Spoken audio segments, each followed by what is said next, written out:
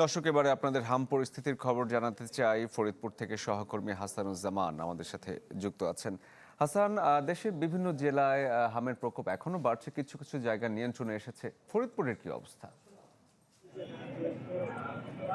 আসলে শরীফ, আপনি যেমনটি বলছিলেন সারা দেশের অবস্থা ফরিদপুরে একই রকম। আমরা কিন্তু দেখতে পাচ্ছি যে হামের প্রাদুর্ভাব নিয়ন্ত্রণে এখনো আসেনি এবং গত কোরবানির ঈদ এটি কেন্দ্র করে যে জনসমাগম হওয়াতে সেটি কিন্তু কিছুটা বাড়তির দিকে আমরা লক্ষ্য করেছি। আমরা এই পর্যন্ত হামের প্রাদুর্ভাব শুরু হওয়ার পর থেকে কিন্তু ফরিদপুর মেডিকেল কলেজ হাসপাতাল সহ বিভিন্ন সরকারি হাসপাতালে মোট 21 জন শিশুর মৃত্যু হয়েছে, যেটি শুধু ফরিদপুর নয়, ফরিদপুর, বৃহত্তর ফরিদপুর এবং আশেপাশের জেলাগুলোর থেকে কিন্তু এই মৃত্যুর এই রোগীগুলো ফরিদপুর মেডিকেল সহ জেনারেল হাসপাতালে আসে এবং প্রতিনিয়ত আমরা দেখছি যে এই রোগী কিন্তু বাড়ছে। আমরা যদি গত 24 ঘন্টার পরিসংখ্যান দেখাই সেখানে দেখবো আমরা যে সেখানে 48 জন রোগী কিন্তু ভর্তি হয়েছে বিভিন্ন হাসপাতালে। এই পর্যন্ত প্রায় 2100 রোগী কিন্তু তারা ফরিদপুরের বিভিন্ন হাসপাতালে চিকিৎসা নিয়েছে। এই মুহূর্তে ভর্তি রয়েছে বিভিন্ন হাসপাতালে 139 জন, যেটি ধারণ ক্ষমতার অনেক বেশি।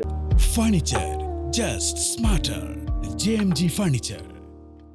অর্থাৎ যে নির্ধারিত হাম কর্নার সেখানে রোগী উপচে পড়ে তারা কিন্তু ফ্লোরে এবং সিঁড়ির নিচে তারা চিকিৎসা নিচ্ছে, যে কারণে সংশ্লিষ্ট ডাক্তার এবং নার্সদের কিন্তু চিকিৎসা সেবা দিতে হিমশিম খেতে হচ্ছে। তবে সংশ্লিষ্টরা, বিশেষ করে সিভিল সার্জন আমাদেরকে জানিয়েছেন যে তাদের পরিস্থিতি নিয়ন্ত্রণে আসার জন্য খুবই শীঘ্রই কিন্তু তারা নিয়ন্ত্রণে আসবে বলে তারা প্রত্যাশা করেন এবং এই সেবা দিতে গিয়ে তাদের কোনো অসুবিধা হচ্ছে না এবং তাদের যথেষ্ট পরিমাণ টিকা এবং অন্যান্য সরঞ্জামাদি মজুদ রয়েছে বলে তারা আমাদেরকে জানিয়েছেন। শরীফ।